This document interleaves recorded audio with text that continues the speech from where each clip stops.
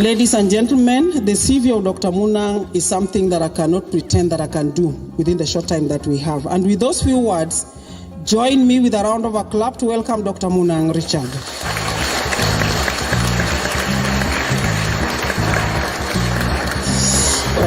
Thank you. Thank you very much, the DVC for Academic Affairs, for that generous introduction. I was quite moved. To the DVC for Planning, Finance and Administration, and to the chair of this occasion, the chair of the greening of the university, and to the entire university fraternity, community leaders present here today, to country director of NEMA, the chair of the council chair for academic committee, everybody, all protocols observed. It's actually a great honor for me to be here today, and I was just discussing with the DVC for Academic Affairs in her office that Karatina University brought me to Nyeri, and I'm quite very, very excited to be in this beautiful university, the greenest university I've ever seen in my entire life. So clap for yourself. I say this visit here is quite memorable, and I say it is memorable because we are at a time in the history of the entire world left with only 10 years to implement what is called the Sustainable Development Goals. These 10 years to implement the Sustainable Development Goals is to ensure that no one is left behind, that no child goes to bed hungry. It is to ensure that no youth suffers for lack of employment, no youth suffers from poverty. These 10 years to implement the Sustainable Development Goals is to ensure that no mother is unable to feed her daughter, to feed her child. It is to ensure that no parent is unable to send his or her child to school, and more importantly, to ensure that development occurs at the expense of the environment. So my coming here today, and especially the words of scriptures that were read, that having wisdom and knowledge is worth more than gold and silver. I believe that knowledge is power. And actually the motto of your university, which is quite very moving, the motto of your university, as you can see, that inspiring innovation and leadership. I couldn't have gone to any place except to come here, because I know that if you can inspire people, you can also inspire transformation in the continent, especially under this changing climate. Distinguished colleagues, ladies and gentlemen, you will hear me use African proverbs because I also believe that in the continent, not only abundance in natural and mineral resources, you also have abundance in proverbs, because as you will hear Warachino Achebe once say that proverbs are the palm oil with which words are eaten. And because we have abundance, I will use a lot of them. And I will start with this African proverb, which goes that not everyone who chased the zebra caught it, but he who caught it chased it. Come again? Not everyone who caught the zebra, not everyone who chased the zebra caught it, but he who caught it chased it. So if you don't chase the zebra, you will not catch it. So, but if you caught the zebra, it means that you actually chased it. What this means is, it sums up my message to you today, that as we start the year, as we get into the decade of action, the decade of action is quite very simple. You must take all the chances. You must take all the chances. And I say, so why? You will ask why? Because if you close your eyes to facts, you will learn through accidents. The changing climate is no longer an abstract issue. As we're speaking today, in the continent, we have 257 million African citizens who go to bed with their stomach aching of hunger.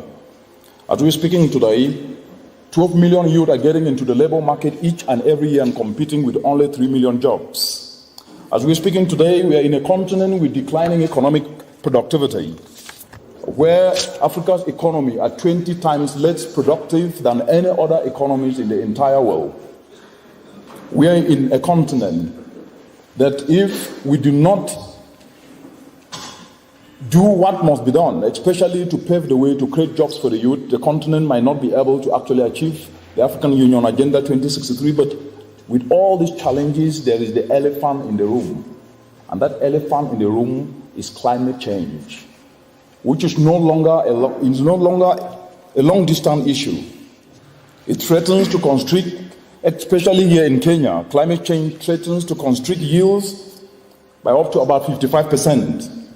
On the economic-wide scale, Kenya is actually ranked as the 32nd most vulnerable country in the entire world. And losses up to about $500 million US, that's about $50 billion US, are actually attributed to climate change in the entire Kenya economy. That's what the research is telling us each and every year. Primarily, recurrence of drought and floods that are worsening, that are visible to our eyes, that used to actually happen 20 years ago in the 60s.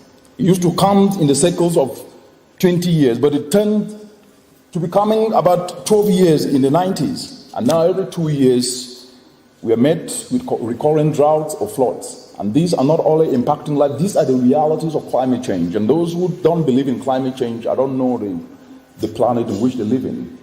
Because if these are not realistic evidence, then definitely something is wrong. Because what we know is that the writing, therefore, is on the wall. Africa is a continent in imminent crisis. When you talk about poverty, Africa pops up. When you talk about disease, Africa pops up. When you talk about unemployment, Africa pops up. And we must always ask the question, why Africa always pops up when issues that are negative sometimes are mentioned. Africa cannot be a continent that is synonymous to problems.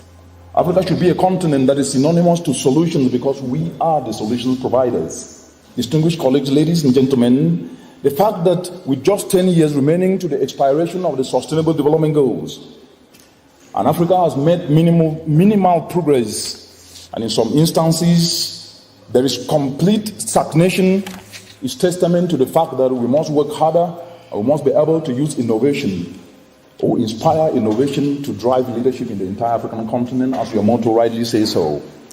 Distinguished colleagues, ladies and gentlemen, and the urgency for the remedial steps is unquestionable. It is unquestionable. And just as we are reminded by yet another African proverb, that do not look where you fell, but where you slipped. If you slip here and fell there, the most important aspect is to look, where did you slip? Distinguished colleagues, what this proverb tells us is that as we forge these remedial steps, we must ask ourselves where the rain started beating us as a continent in the first place. And the answer lies in a mindset change, because Africa is too rich to be poor. The continent of Africa is too rich to be poor. And the solutions to Africa's challenges are embedded in each and every one of us. And what we need to do is to ask the question, why is it that we have not actually interrogated to leverage ourselves as the solutions to drive the changing climate that is going to compound poverty, that is going to compound food insecurity? The answer lies in the mindset of materialism that has engulfed us. While we know that a skilled person capable of converting challenges into opportunities is 15 times the value of natural resources, sometimes materialism has blinded us. We entrust Africa's transformation on mineral resources rather than the unlimited potential inherent in our people, especially our youth. We must prioritize people as the primary means of development, not material resources. And this is where we sleep. And today we will revisit by discussing how human capital can rightfully become the force that can drive climate action, transformational climate action, starting right here in Karatina University, across the entire Kenya and to the entire African continent. Distinguished colleagues, ladies and gentlemen, I do love dancing, and I believe most of you have had an opportunity to shake a leg. I like dancing, and one of the things you quickly learn while dancing is that your steps must go with the music. Your steps must go with the music. And when the music changes, so must the dance. When the music changes, your steps have to change. You must change with the dance.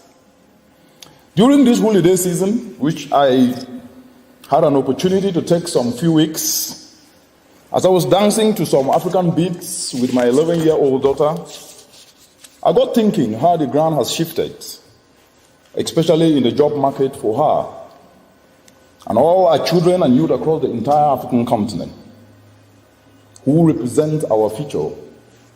Some years back, graduating from the university was a guaranteed ticket to get a job. As you literally step out of the university or college you step into a ready entry job. Your future was set then.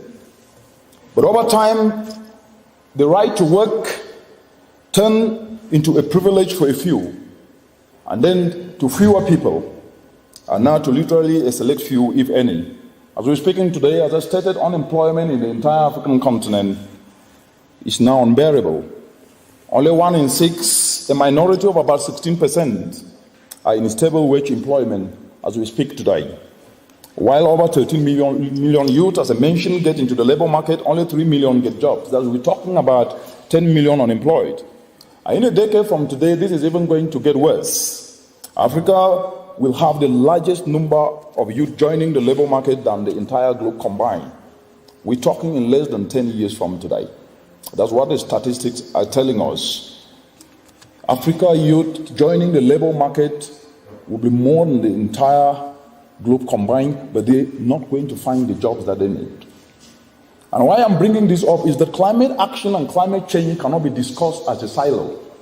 It must be discussed within the mainstream of Africa's transformational development, and more so within the mainstream on how we can leverage on the opportunities that climate change presents to ensure that we can put more money in pockets, create more jobs for the youth, and ensure that we can also inspire the youth to become the solution providers for climate action without necessarily having to wait for others elsewhere to do so.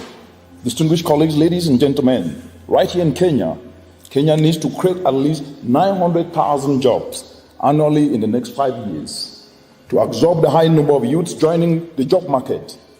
The ground has shifted, as we all know, but unfortunately we have not.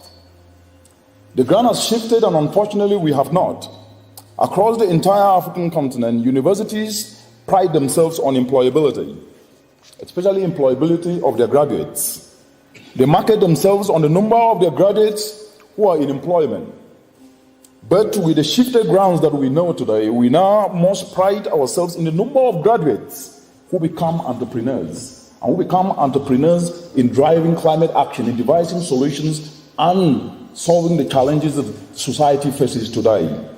Distinguished colleagues, ladies and gentlemen, I'm talking of job creators, which is what we need, not job hunters. I'm talking of job creators and not job hunters. And for this, climate action presents us a timely opportunity to leverage. And I'll tell you how this can be done.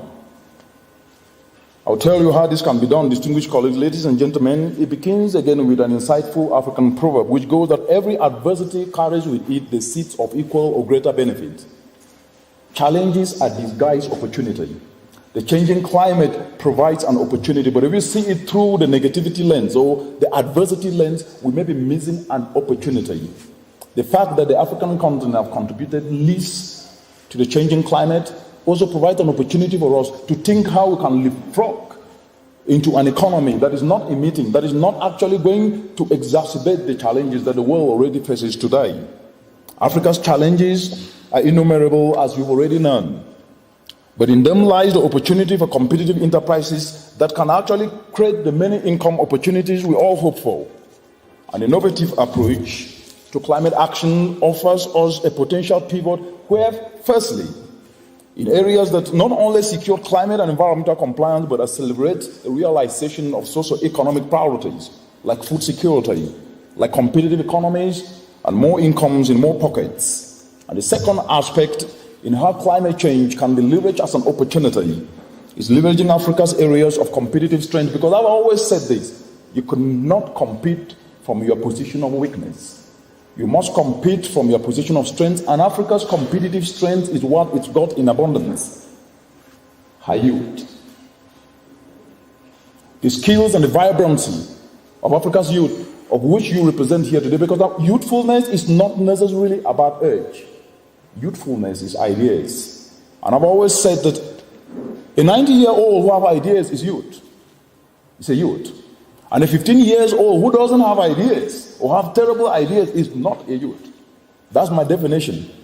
Aka Dr. Munang, if you want to say so. Anyway, ladies and gentlemen, right here in Kenya, if you take the example of decentralizing solar dryers, which is a climate solution, for examples to rice farmers in Moya County, which is your neighbor about 15 minutes away from here, this will mean that you'll be safeguarding the quality of local rice, which have actually gone to the ground to meet with these Moya rice farmers with some youth last November. What we notice is that during heavy downpours, most of those who produces this rice loses up to about 50 kilograms per farmer. It means that if you can decentralize solar dryers, which can be made with local material, things that the youth are already engaged in, and we're guiding them to do so, it means you can be able to reverse the post-harvest losses that are already costing the continent, and even Kenya, up to about 50 billion Kenyan shillings each and every year as a result of inefficiencies in the entire agro-value chain. It means that the rice will be dried much faster to reach the threshold of the 12% that is needed to prevent aflatoxin attacks that many of these rice farmers suffer, resulting to also contamination. Distinguished colleagues, ladies and gentlemen, this simple climate action of solar dryers can actually reverse the $200 million that Kenya currently expend in imports in the form of food security or increased incomes for agro-value chain if this actually gets addressed. Hence, through a simple climate action, you can be able to solve a problem but put more money in the pocket. And there are already youth in Kenya who have come up with an enterprise looking at how they can be able to drive and fabricate solar dryers and decentralize to farmers across the entire country with a technical backstopping. For example, there's one that is called Ibago Pamoja that does exactly this. And in just 1 year, these young people who are not driving climate action using the simple approaches of formational change in making sure that we can build resilience and seize opportunities that comes with climate change, we must develop what I call an unborrowed vision, where we work to leave a legacy, not only to be successful alone, because if you succeed alone, you've actually failed. You must be able to lift others up from the bottom of the pyramid, provide solutions to society. That's what success is about. And success should be about legacy, not individualistic tendency. Distinguished colleagues, ladies and gentlemen, and here we need to ask and answer some fundamental questions, what I call sobering questions. You must ask this question and answer the 20 questions. This question, where does each and every one of us sees his or her skill, sees his or her talent, or even believes fit within the broader agenda of driving Africa's climate action? And the second question is, where do you see your abilities fit within addressing the challenges that Africa faces, food insecurity, unemployment, and declining economic productivity? These sobering questions, each and every one of us must be able to answer, to craft his or her own unborrowed vision. Because even when you work in institutions, even when you are a student, you must be able to start thinking what you can do and start being part of the solution process. That's how you start to craft your own unborrowed vision. You must be able to think how you can then be able to ensure that you set the foundation for meaningful solutions, and more so within the changing climate. Because what we are talking about is not an abstract issue. We are living with climate change. And the greening that has happened at the university here, the greenest university I have ever known in my entire life, this discussion sets the path that as you green, you then start to provide solutions to the continent. Because the challenges we face need that greening. Everything needs to be green. And also, you need to become job greeners in anything you do. Distinguished colleagues, ladies and gentlemen, but let us be encouraged as we discuss how we can solve the climate change challenge and green the entire ecosystems, understanding that centuries ago there were men and women who never had anything, because the discussion sometimes today, when you ask people to devise solutions, they say, no, I don't have money. No, we're waiting for government. Hakuna mpesa, hakuna kazi. That's what you hear. But I want to encourage you that centuries ago, there were men and women who, just like you and me today, took the first steps down new routes, and they were armed with nothing. But the only thing they had was their vision. And this vision was not borrowed. They were not using any experimental vision elsewhere. It was their own visions. Their goals differed. Just like us today, we have different goals, but the only thing they had in common was that the step they were taking was the first step. And the route they took was new. And the vision was not someone else's vision, it was an unborrowed vision. But as they stepped out to solve those challenges, they were met with a response that I can sum it up in 2 words: jealousy and hatred. And that's what you will face when you go out there to solve problems. When you go out there, when you devise solutions, when you go out there, you will face challenges, but those challenges should never deter you. These men and women, this response to God, these men and women, great creators, great thinkers, great artists, great scientists, great inventors, stood against the men of that time, because every great thought they brought was opposed. Every great invention they brought forward was denounced. The airplane was considered impossible. Anesthesia was considered sinful. But these men and women went ahead to do what they thought was right, because the intent was not about themselves. The intent was to solve societal problems and address the challenges that communities were facing, regardless of where those communities were.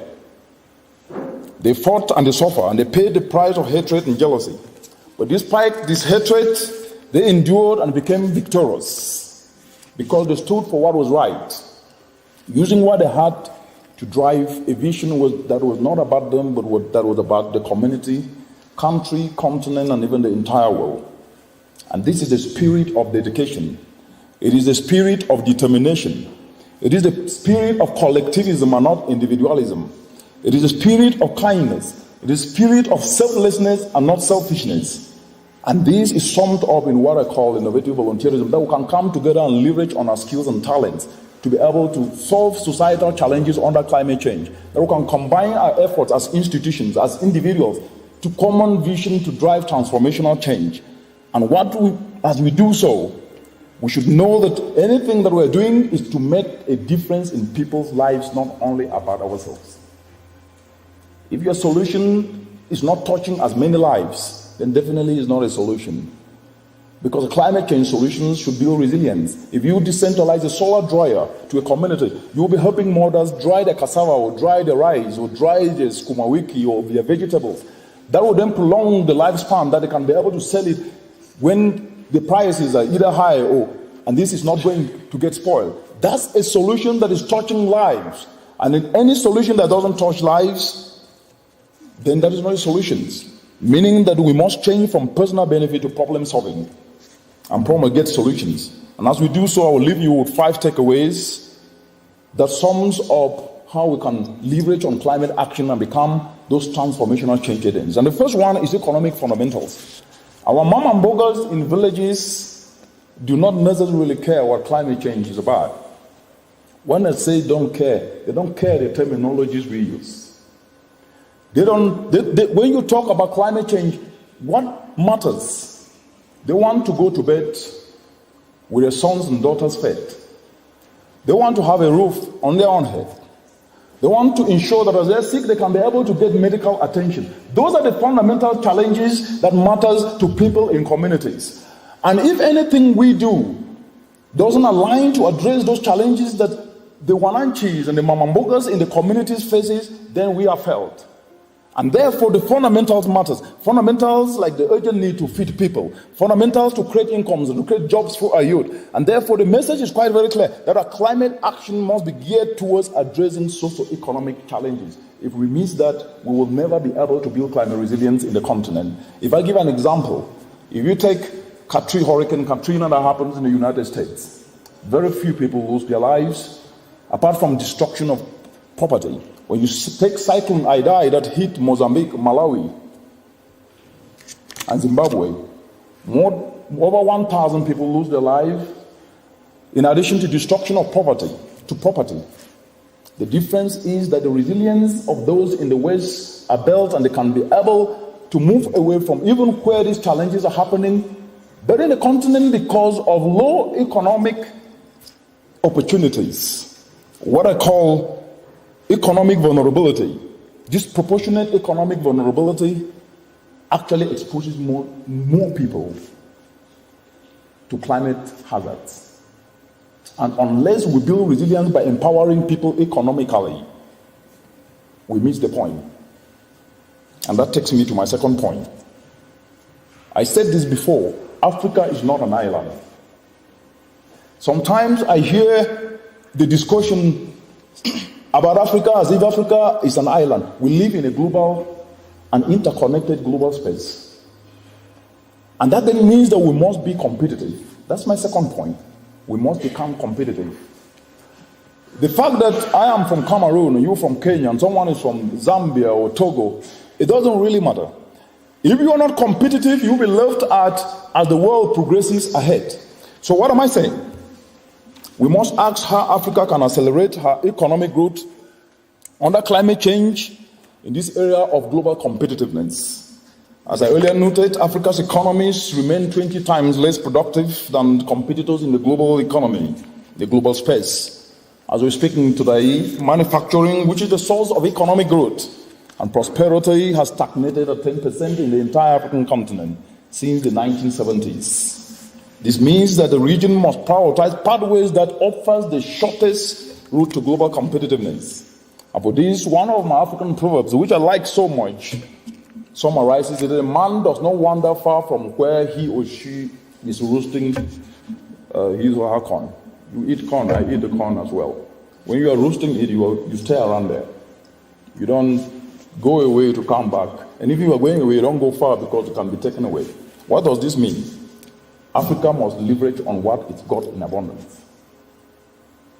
You can only compete from a position of strength. If you look across the continent under this changing climate, we need to prioritize sectors that will hold a comparative advantage and leverage on them as the foundation of value-added enterprises. And also speaking today, if you look outside the sun, 365 days of sunshine in a continent that still have 620 million citizens energy impoverished, paradoxical. But a simple solar dryer that taps the sun can help a mother dry her vegetable. A solar panel can be able to power a building. These solutions do exist, and the question should be, why are we not tapping into the abundant sunshine to power Africa's economy?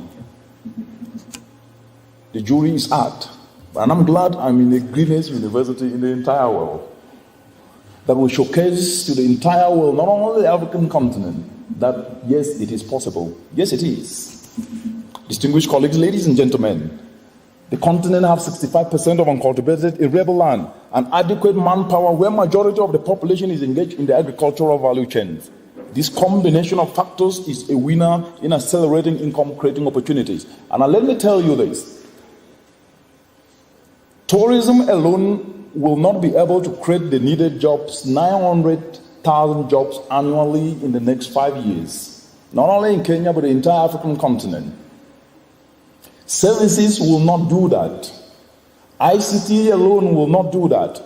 The only thing that will happen is the entire agro value chain that is worth $1 trillion, adding value to what we produce. Processing, transportation, and connections to market. Those are entrepreneurial opportunities in which you can tap in, but do so in a green way. Solar dryers to add value.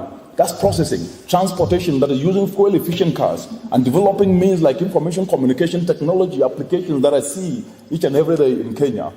The entrepreneurial spirit of the youth can be tapped to green not just our communities, but green the entire African continent. That someone in Togo can buy something from Kenya here just because he can be able to utilize information communication technology apps, like the example of the Ebago Pamoja app that I mentioned that has been developed by youth right here in Kenya.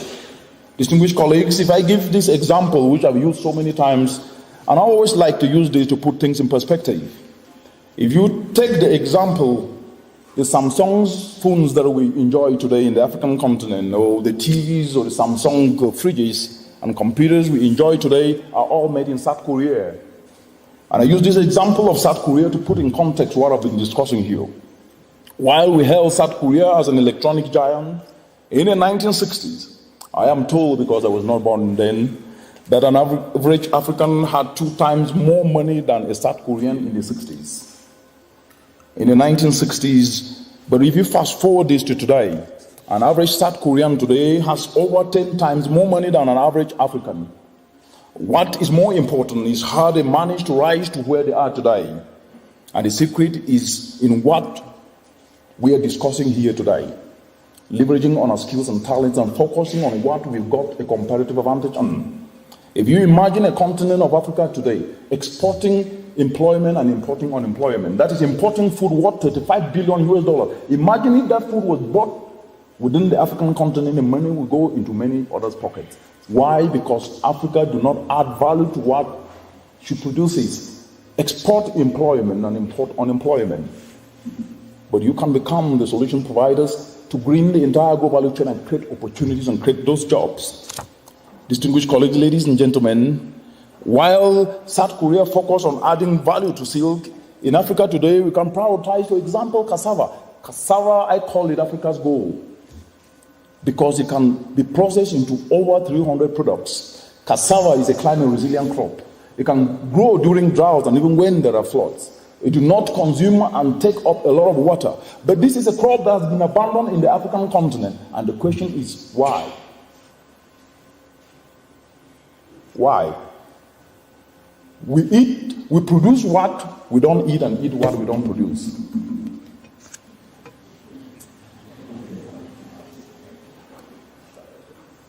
Why? And we must be able to answer this. These are sobering realities that if we don't answer them, we might be excited with what happens out there, but we will not be able to actually address the realities, but we'll be dealing only with the symptoms. This example of cassava that can be processed into 300 products, including delicious, ready-to-eat snacks that can be sold to markets and individual consumers across the entire country and continent. In addition, even during harsh weathers, with less water as climate has already caused, cassava is the only crop where losses are lowest. Just about 8% as compared to 20% with other traditional staples in the continent. And so a move where you can tap into to create an enterprise, you'll be tapping over 150 billion US dollars each and every year in a market that Africa is not even tapping into. The opportunities are all out there. This is how we can create competitiveness under the changing climate. And that takes me to my third point. The only premium you have is not money in a bag. It's not a beautiful house you have elsewhere. It is your skill. And that third point, I call it retool skills retooling. As we gather here today, your biggest premium is your skills and your talents. Using what you have is key and it is crucial. What you have is your skill. And that skill needs to be continuously recalibrated to align to the realities of our time. But do so working with others and aligning this to solve the economic fundamentals that I've mentioned today. The ultimate end of our actions must be to drive competitive enterprises in a green way, and more so through the lens of climate change. That takes me to my fourth point. We must become selfless and be appreciative. I say this because the reality is, I could have come here and focused on just the scientific dimension, but I believe from the experience that I've for 11 years in this area of climate change, there are certain aspects that if we don't apply, no matter the solutions we have, they may never really take inroad optimally. Selflessness is crucial. Selflessness in terms of me working with one another regardless of where I come from. That I can embrace your idea even though that idea is not coming from me. That I can be able to ensure that we can work together to solve a problem not only to benefit you and me, but to benefit the entire community. That is needed today. Selflessness is crucial. If your actions in whatever thing you do is to drive the continent's development, then your focus should be to leave a legacy and not only to succeed alone. If you succeed alone, you have actually failed. But as you do so, you must cultivate an attitude of appreciation. Because appreciation is a wonderful thing, because it makes what is excellent in others also belong to us.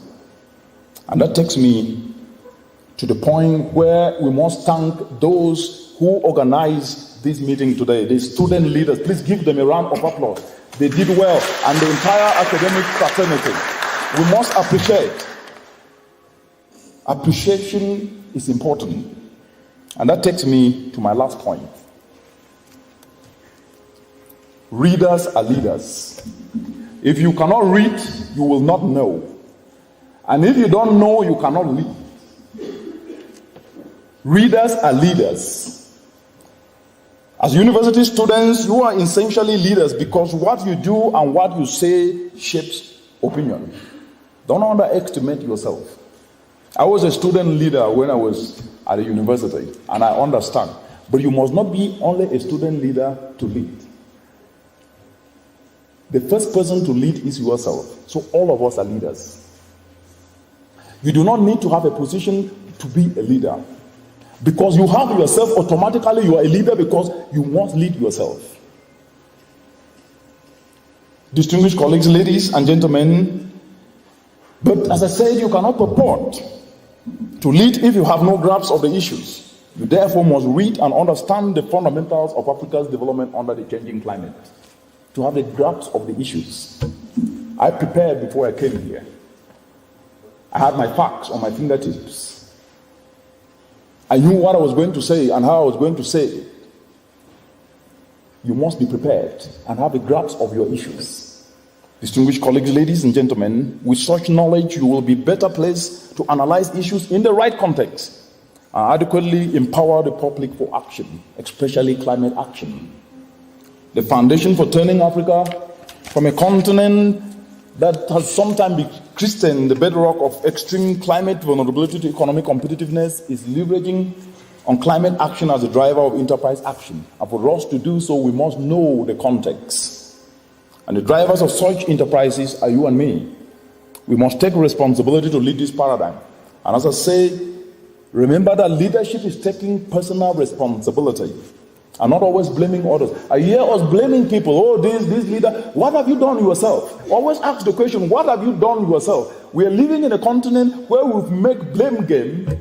We've made our head the blame game, the headquarters of blame game, to blame others.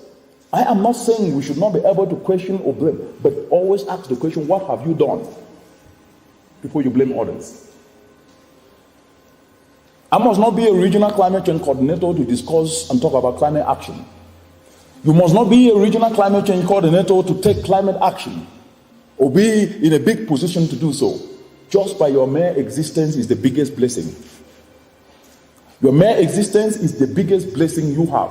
And so you must be appreciative and use yourself to leave a legacy, not always to benefit yourself alone. Distinguished colleagues, ladies and gentlemen, as you do so, you will face naysayers who will say, oh, you cannot do that. Hakuna mpesa, hakuna kazi, but what are you trying to do? You cannot do anything. That is very, very visible in our communities and even our society today. But what I tell you is that don't bother about the noise. And I use the analogy of 12 players in the field. 12 on one side, 12 on the other side in a stadium. Or stadium that have over 60,000 spectators.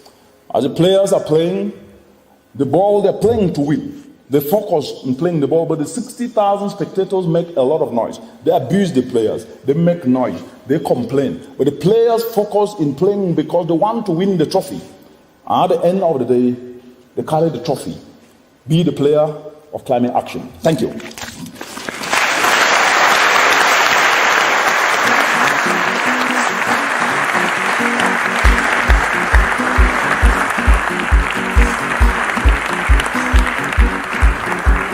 There's everything else that we didn't get from Dr. Munang. We have gotten one thing. Be the player of the climate action. Don't blame the leaders. Don't blame anybody. What are you doing yourself? Ladies and gentlemen, join me in giving Dr. Munang another round of applause.